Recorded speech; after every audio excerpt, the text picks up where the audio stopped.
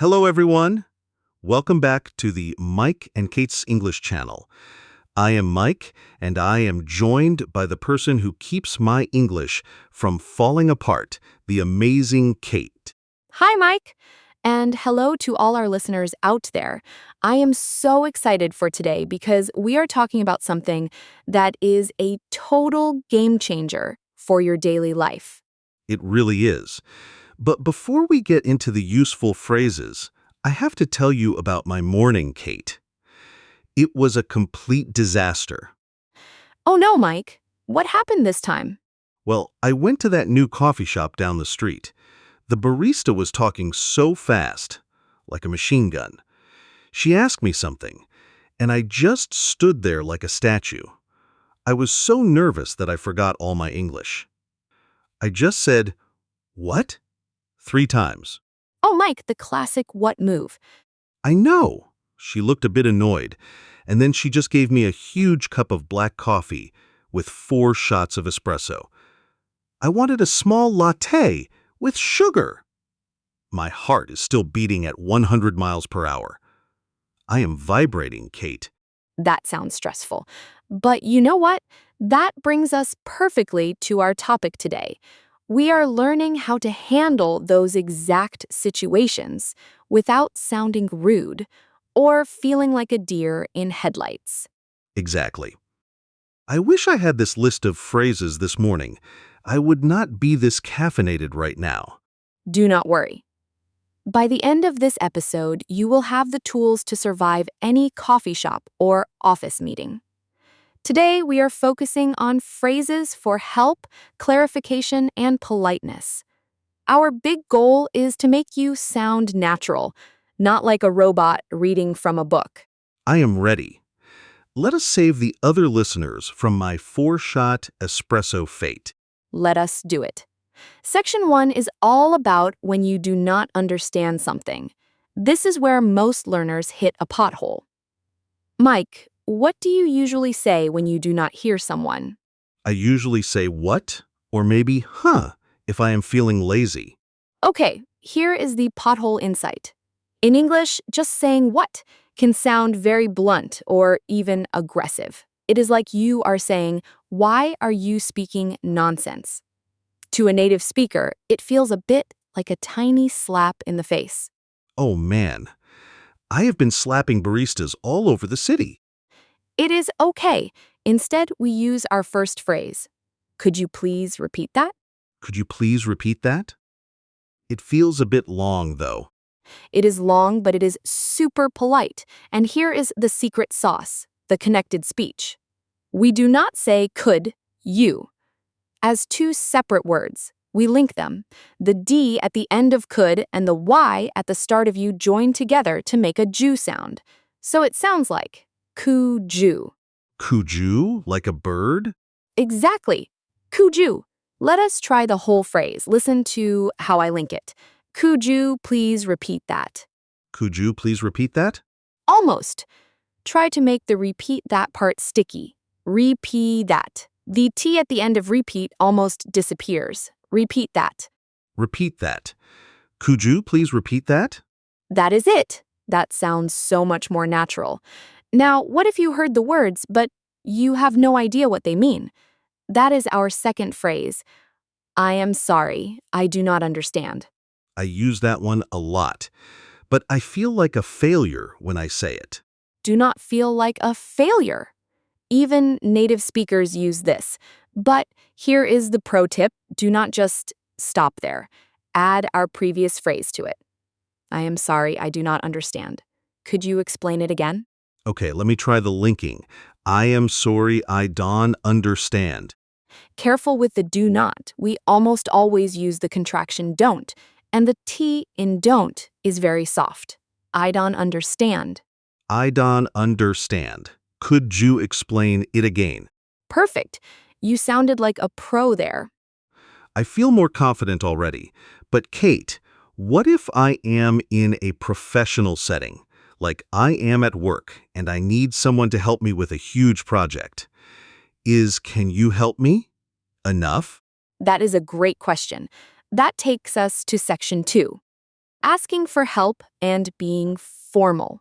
Can you help me? Is fine for friends or the grocery store. But in an office, it can sound a bit childish. Really? I say that to my boss all the time. No wonder he gives me the easy jobs. Try this instead. I need your assistance. It sounds more professional and serious. I need your assistance. That feels very fancy, like I should be wearing a suit. It is a game changer for your work reputation. Let us look at the linking. The D in need links to the Y in your. It becomes a J sound again. Need your. Need your assistance. Need your assistance. Wait, I did it wrong. Your Try again. Focus on the flow. Need your. need your assistance. I need your assistance. Much better. Now, let us combine it with our cultural context tip. If you want to be extra polite, you start with excuse me. But here is how we really say it. Excuse me. We don't really say the E at the end of excuse. It is one big sound. Excuse me. Excuse me. I need your assistance. Yes! Now imagine you are at work and someone is explaining a complex report. You are totally lost. You could say, could you explain that in more detail? Oh, that is a long one. Could you explain that in more detail? Let us break it down. Could you explain the tin more detail? See how that and in join together? The tin. The tin. Could you explain the tin more detail? Spot on. When you link words like that, people will understand you better because you have the rhythm of a native speaker. I noticed something, Kate. You said, could you explain that in more detail? But you did not say, please. Is that okay? Great catch! In English, the word could already makes the sentence a request, which is polite. You can add please at the end if you want to be very formal, but with the right friendly tone, could you is enough. Good to know. Okay, Section 3. Let us talk about schedules and meetings. I am always messing up my calendar. How do I ask to change a meeting without sounding like I am flaky? This is important. If you need to change a time, use this phrase, could we reschedule our appointment? Reschedule. That is a hard word to say. It is. Think of it like this, reschedule. Reschedule. Now link it with our rest you lower. Rest you lower. Could we rest you lower appointment? Close. Could we rest you lower appointment? Could we rest you lower appointment? Excellent. And if you are in the middle of a meeting and you want to say something, do not just start talking. Use. May I interrupt you for a moment? May I interrupt you? That sounds like I am in a movie about kings and queens. It is formal, but it is very respectful. If your boss is talking and you have a quick question, it is much better than just shouting. For the linking, listen to may I. It sounds like there is a hidden Y in the middle. Maytum I. May I interrupt you for a moment? Perfect. You used the Jew sound for interrupt you. You are a natural. I am learning from the best. Okay, I think I have the phrases down, but I need to see them in action. Can we do a role play? I thought you would never ask. Let us head to a fancy restaurant. I will be the customer who is a bit difficult, and you will be the waiter. Oh, I was born for this. I have my invisible towel over my arm. I am ready. Great. Let us go. Good evening. Welcome to the Golden Spoon. How can I assist you tonight? Hi. I have a reservation for 7 o'clock, but I am actually quite early. Is that okay? Excuse me, could you repeat that? It is a bit noisy in here. Oh, sorry. I said I have a reservation for 7 o'clock, but I am early. Ah, I understand. Let me check the book. I am sorry, I do not see your name. Could you please spell your last name for me? Of course, it is Smith, Smith. Thank you. I found it. but your table is not ready yet. Would you mind waiting at the bar for 10 minutes? I would prefer to sit near the window if possible. I will do my best. Can I assist you with some water while you wait? That would be lovely. Also, could you explain the daily special in more detail? The sign outside was a bit confusing.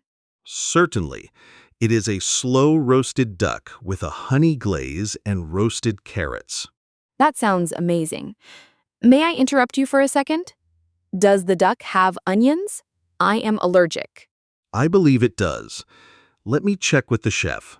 I appreciate your patience. Thank you. You are doing a fantastic job. Thank you so much.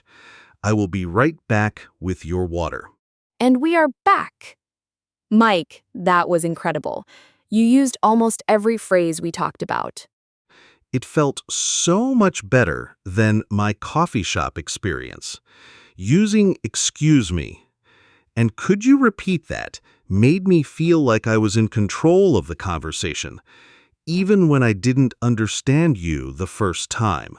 That is the whole point. Communication is a two-way street. You do not have to be perfect. You just have to be polite and clear. I really felt the linking work, too. Saying "could you" instead of "could you" made the whole sentence feel faster and smoother. Exactly. It takes away that choppy textbook feeling. Now, before we wrap up, I have one more pro tip for everyone. Give it to us, Kate. It is about the word sorry. In many cultures, sorry is a big deal. You only say it if you did something really wrong. But in English, especially in the US, UK, and Canada, we use sorry as a social lubricant. A lubricant? Like oil for a car?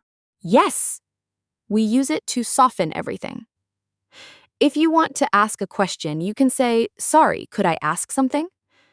If you didn't hear someone, you say, "Sorry, what was that?" It doesn't mean you are a bad person. It just means you are being considerate. It is a secret weapon for sounding friendly. That is a total game changer. I always thought I was apologizing for being bad at English, but I am actually just being a nice guy. Exactly. Use it often, and you will find people are much more patient with you. Well, I have had my aha moment for the day.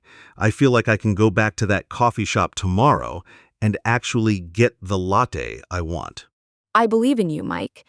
Just remember, link those words, use your sorries, and do not be afraid to ask for assistance. Well, that is all for today. Let us give our listeners some homework. In the comments, tell us about a time you had a mini disaster like mine.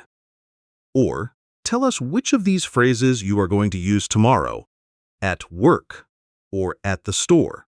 Yes, we love reading your stories. And remember, the more you use these phrases, the more confident you will become. You are doing great! Do not forget to subscribe to Mike and Kate's English channel for more high engagement learning. Thanks for tuning in. Until next time, keep practicing. Goodbye, everyone. Goodbye.